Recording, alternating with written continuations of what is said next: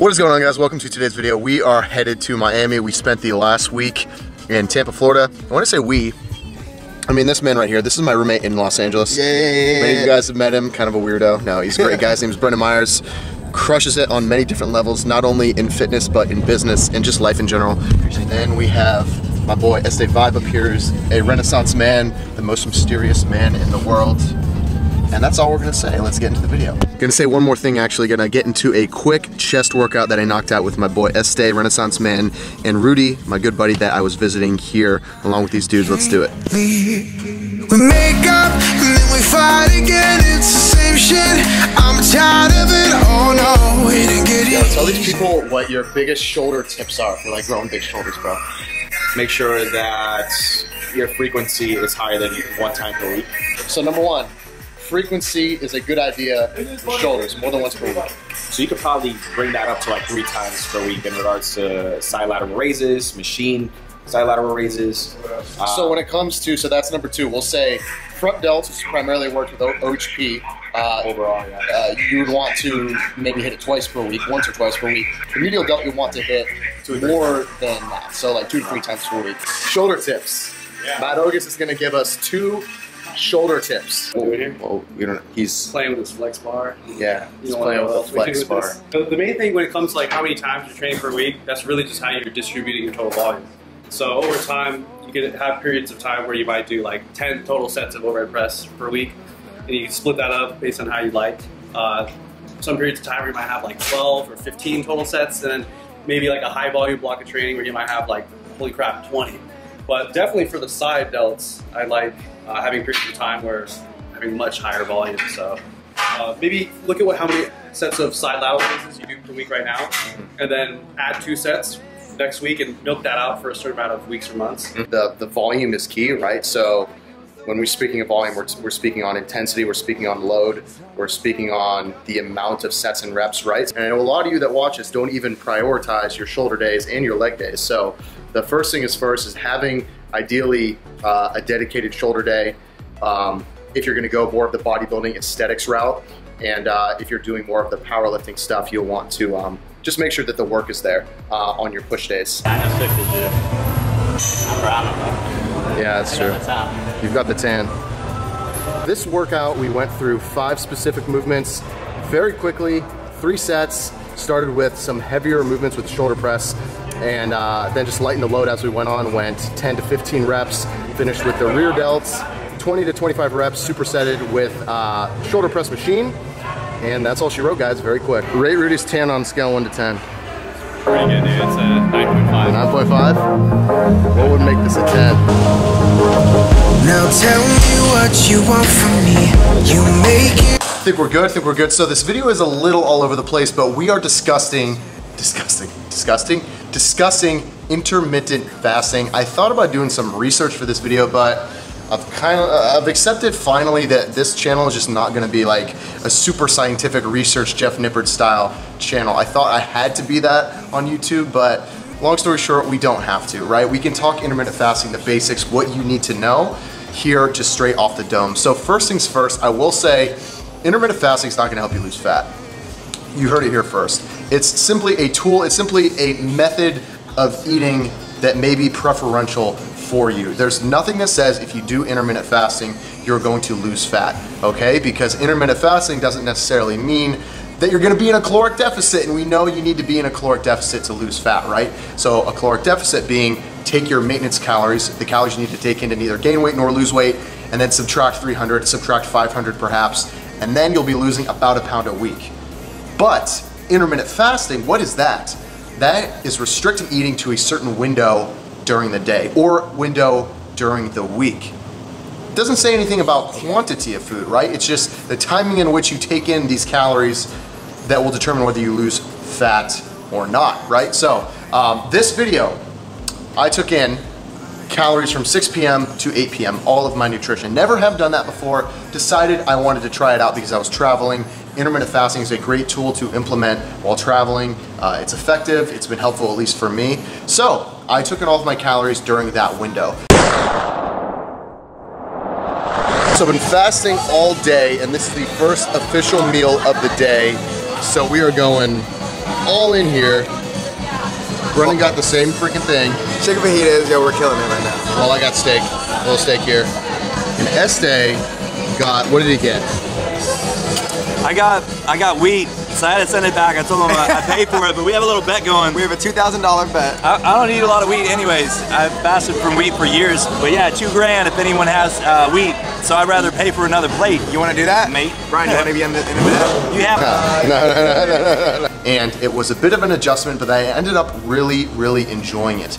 I got into a flow state during the day, during my work day, when I was in Tampa, when I was in Miami, when I was in West Palm Beach, where I wasn't really focused on nutrition, and I wasn't focused on what's the meal am I gonna have for breakfast, what am I gonna have for lunch, right? It was really, you know, let's truck through the day, let's, you know, drink some black coffee, decaf, because I've been cutting out caffeine, let's drink some water, and then towards the end of the day, it's like, okay, man, I'm really freaking hungry, let's have a big meal, and then let's maybe have a dessert after that. That's really what this video is, and that's what I'm showing you in this video. It is now about 6 p.m., breaking the fast with some fruit. We've got a nice acai bowl, and we've got some almond butter in here. We've got some cacao powder. Looks like there's bananas. We have gluten-free granola, and just a bunch of good stuff in here. Get some micronutrients in, get some fructose. Hit a workout earlier, as you saw, and literally did not have anything in my stomach. So breaking this fast and going to meal number 2. So guys, just knocked out an excellent meal at a freaking amazing Mediterranean place. Got extra chicken, extra rice, extra hummus, extra gains. Extra gains, guys. And this is gonna be the last meal until tomorrow at 6 p.m. Wow. Training in the morning at Diego's Gym, bodybuilding gym here in South Miami. Guys, we're gonna crush it. All these calories, now let's get these squats. Now tell me what you want from me. You can see these meals are very calorically dense. And if you're just viewing these meals in a silo, you're like, Brian, you're on a cut for your birthday, you're trying to lose some fat. What are you doing? What are you doing eating these meals? Well, because I wasn't eating for the rest of the day, I can afford to take in these calories. I can afford to eat this food. May not be the best for me, but we can lose fat and be eating in a way where it's not the best for us, right? Because losing fat and getting lean doesn't equate to health, right? I wanted to enjoy myself. I wanted to go out to eat what I want, have a big freaking nasty burger. It's not nasty to me, it's amazing. You might think it's nasty.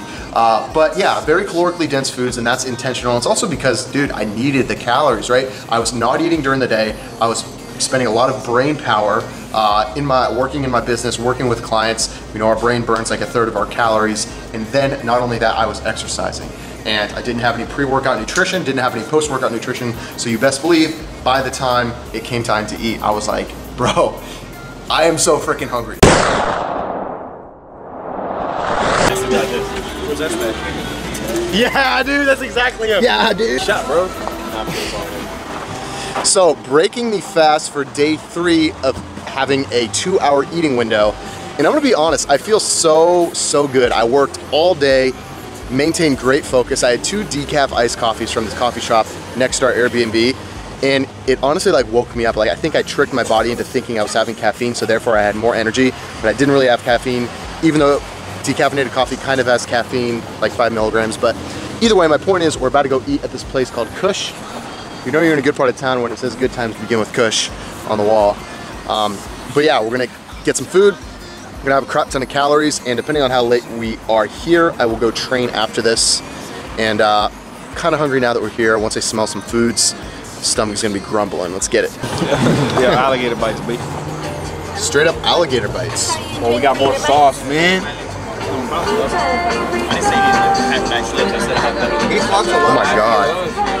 Yo, try this beer. Now I want to talk about different methods of intermittent fasting. So as I alluded to you in this video, 6 to 8 p.m. is when I ate. Just kind of a random time frame. Why did I pick that? Because that's really the time when myself and my friends were eating during the day. So it's like, okay, great, I'll take in my nutrition then. You don't have to restrict yourself to a 2-hour eating window though, because the 16 to 8 method, which is the most popular method of intermittent fasting, is eating during an 8-hour window. 8 hours. Most popular window being from noon, start eating, stop eating at 8 p.m. All the nutrition is in that time period, and then you stop at 8 p.m., go throughout the whole night, and then go through your next day, not eat in the morning, and then start at noon. 16 to 8 method, most popular.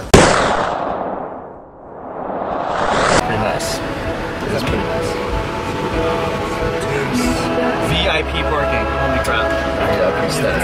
Because we're, dude, it's all about the hat. We were going right there. We were going right there.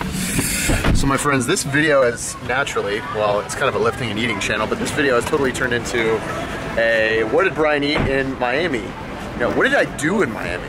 Work all day and then eat at night, but I've had this 2-hour fasting window that we've chatted about that's been 6 p.m. to 8 p.m.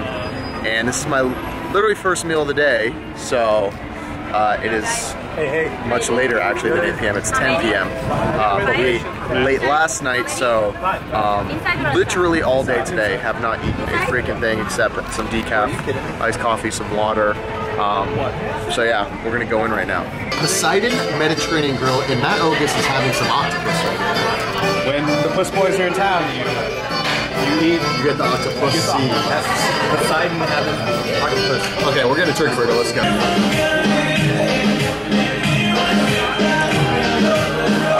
Last dinner with the Puss Boys in Miami. Brian, I'm gonna miss you. Sorry, super bright. Not a little food. I'm in heaven right now. I know, man. Second most popular method is, why am I drawing a blank right now, is eating less calories for a few days per week. So let's say you take, you know, a Wednesday and you eat much less calories than normal, like 500, 600 calories. That's about a healthy sized meal, and that's it. The other days you eat as normal. And then maybe a weekend day, like a Saturday or Sunday, you go lower calorie again, 500 calories, maybe 600 calories. It's called the 5-2 method. Again, taking 2 days, eating less than you normally do. That's a great practice to put in, to play for controlling your weight and being able to eat perhaps a little bit more on the other days because you were eating less on the lower calorie days, right? A little bit of logic here. And then another method is eat for a day, fast for a day, on and off that way. That is helpful during travel as well. Like if you have a heavy travel day, just taking the day to fast and kind of cleanse your system, purge your system, and give your digestive tract a break, and just give your stomach a break in general. It takes a lot of energy for our body to process food if we're constantly eating. And that's what I found too, guys. I did allude to this earlier. I got into a big flow state during the day in my work when I wasn't really eating. And that's exciting because it's a tool that I can implement just to keep like even energy throughout the day. A lot of times if we have a big lunch that's very starchy, carb dense, potatoes, pasta, stuff like that, we can have that mid-afternoon slump come around where we're not feeling so good because we had a big meal. I completely avoided that and I felt phenomenal. Now don't ask me how I felt after the 2-hour eating window because I was extremely full, but before that I was super productive and just made sure I didn't really have much to do after the eating window. Hope that makes sense. Anything else I want to touch on in intermittent fasting? I really just want to hit home the point, guys, that it's not a magic tool. It's not going to have fat fall off your body. You know, Kino Body uses it as a great marketing tool for his programs. Not shaming him, it's great, it's a tool that's awesome, but I want you to know that it's not going to magically do anything to you, okay? It's going to just be a tool that you can implement if you enjoy it, all right? That's it for intermittent fasting, guys. If you have any questions about it, go ahead and drop them below. Again, this is just straight off the dome, so maybe I missed a point I wanted to talk about. Not sure. This is one take, gonna post it. Please let me know if you enjoyed the video. And I'm back in Los Angeles, super happy to be back here going through a training called MIT training with some friends. My good friend, best friend, Matt, who is out from the East Coast. Maybe you guys remember him from early YouTube. He was my roommate in DC. And then also another wonderful friend named Ashley who's going through it with me. Bit of a life update. Gonna be heading to San Francisco next week and then back to the East Coast again after that, and then back to LA, and then going overseas. I'll update you guys on that. That's gonna be really exciting. But yeah, that's the video. Love you guys. I'll see you in the next one. Give me video recommendations too, because I'll be having the camera a lot here in the next couple weeks and I want to film some good stuff for you. Okay, love you guys so much. Peace. But how you doing out there? Since you've been gone, it's been hard to find air. And I know that loving ain't fair, but didn't know that my heart was taking me there. And I see them southern skies, picturing you on the other side. Where you go, you